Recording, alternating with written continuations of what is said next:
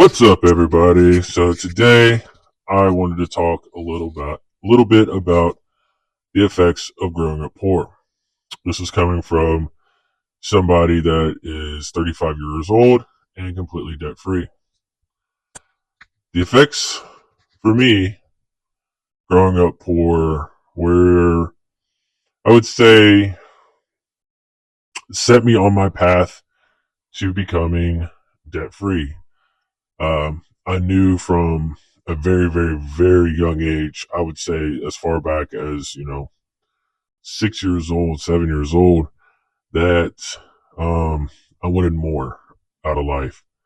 When I'm talking about poor, I mean the poorest of poor that you can get. Like the first house is a shack.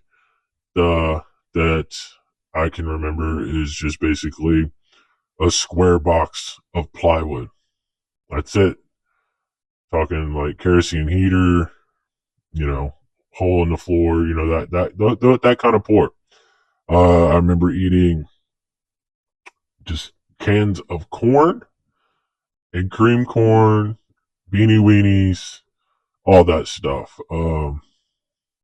So yeah, when I say poor, I mean poor. But for me, the effects that it had were I always strive strived in life to get ahead. I was always saving. I never spent my money. I always saved my money and made purchases that made sense. For me, I never splurged on anything. Nothing. I know, as hard as that sounds to say, but I was very, very cautious what I spent money on. I'm talking, I never buy pop, never buy any drinks, Gatorades, all the drinks, the snacks. I never bought any of it because I wanted more. Um, I know some of you be like, oh, you never really bought pop or this. I'm telling you, I never did. But that's the effects that some people get growing up poor. They just penny pinch, and that's what I did.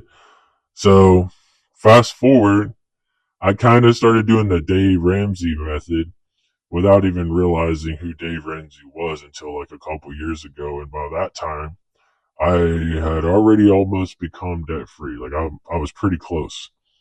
But I was like, oh, well, I guess I was on to something. I guess being poor kind of pushed me to something better. But yeah, those are really the effects that, one side that being poor has. So